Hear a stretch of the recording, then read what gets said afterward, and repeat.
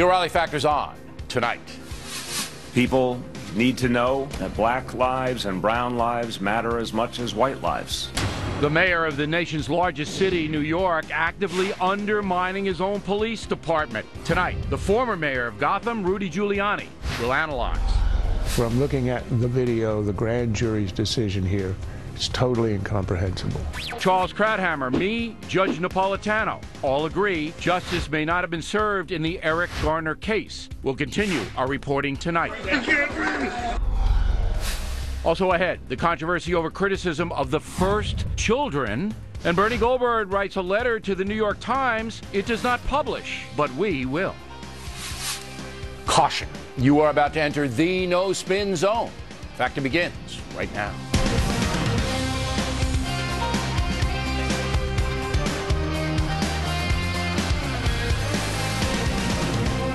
Hi, I'm Bill O'Reilly. Thanks for watching us tonight. What the Eric Garner case says about America, that is the subject of this evening's Talking Points memo. First of all, we received some letters criticizing me, Charles Krauthammer, and other Fox News analysts for saying the grand jury's decision not to indict a New York City police officer in the death of Eric Garner may have been faulty. That's our position.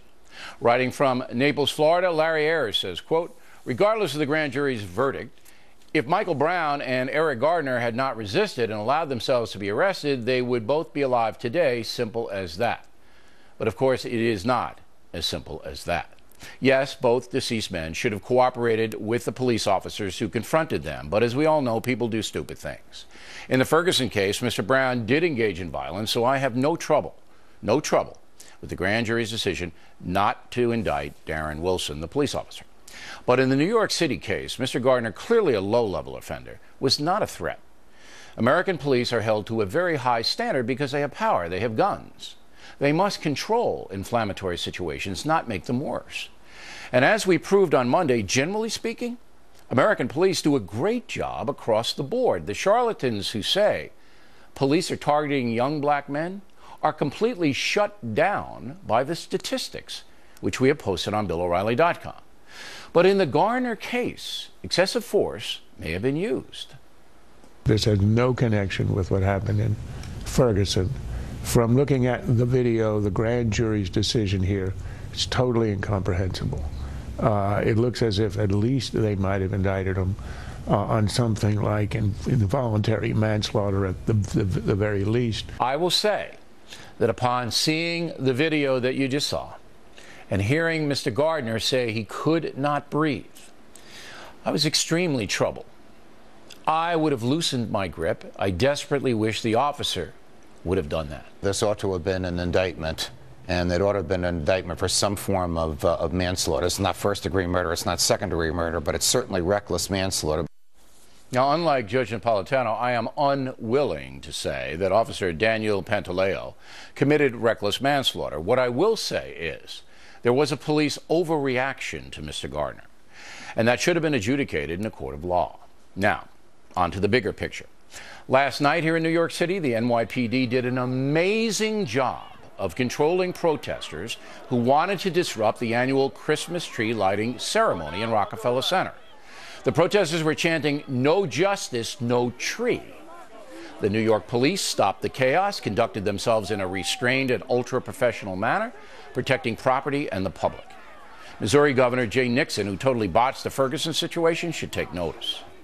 And so should Mayor de Blasio, who continues to denigrate his own cops. If you talk about the last decade or so in this city, was race a factor and a problem in the relationship between police and community? Obviously it was. The relationship between police and community has to change. People need to know that black lives and brown lives matter as much as white lives. What an amazing insult to the NYPD. Now, I can tell you with certainty that many police officers here in the city despise Mayor de Blasio. They believe he's intimidated by the likes of Al Sharpton and does not support them. So now we have a situation where the nation's largest city has a mayor who has lost the support of his 35,000-member police force. That's a recipe for disaster. So let's sum up. Many analysts here at Fox News believe the Staten Island grand jury made a mistake in the Eric Garner death. And the mayor of New York City is putting all residents in jeopardy by alienating his own police department for political reasons.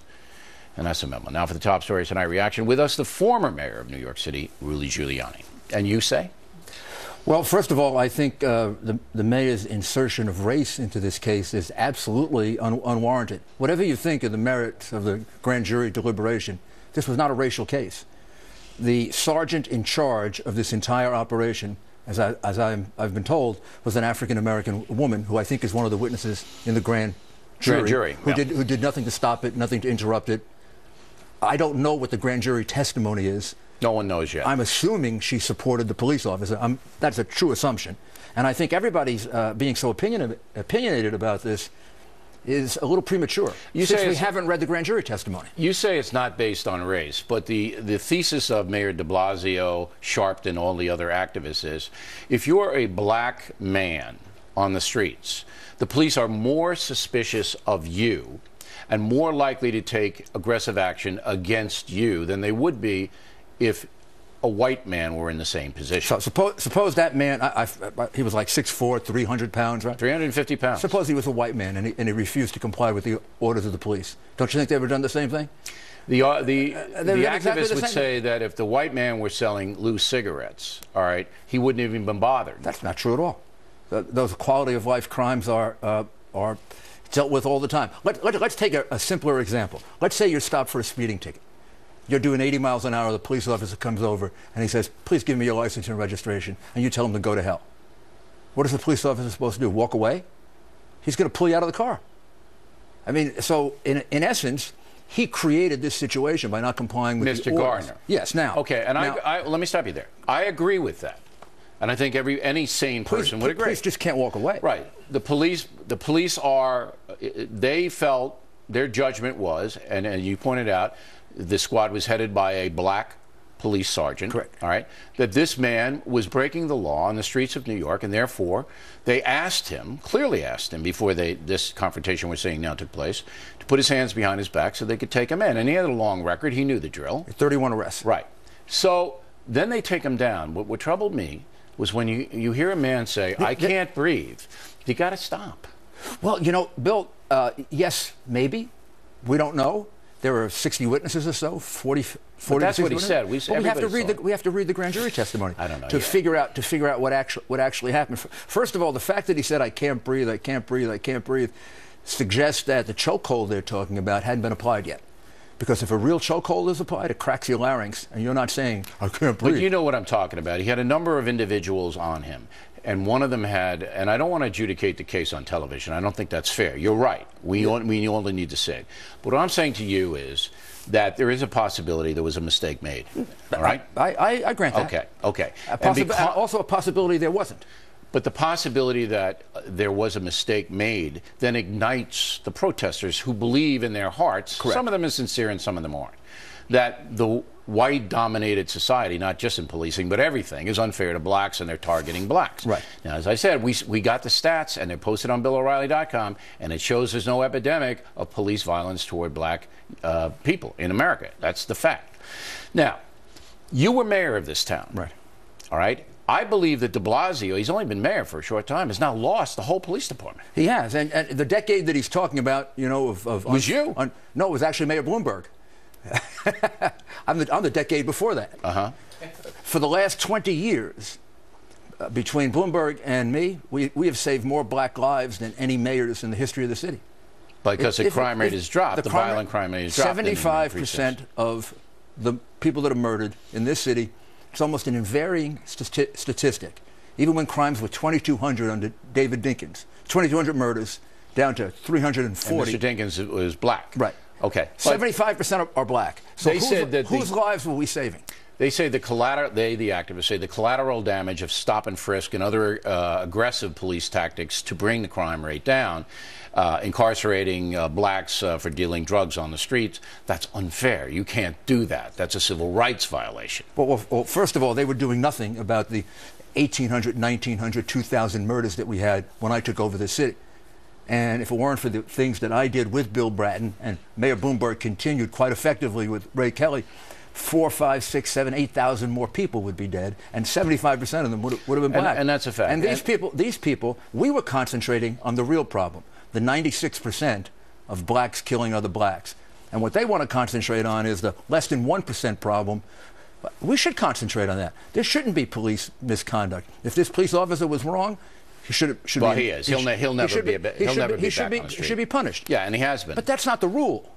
And if you're a father and you have a son, and you're trying to keep your son safe, the thing to keep him safe from is black violence. And that's exactly not what police officers. But de Blasio said exactly the opposite, that his son, who's half black, all right, can't walk the streets without fear. Now, I want to say one thing. I'm going to bring the mayor back because we have a lot more to talk about.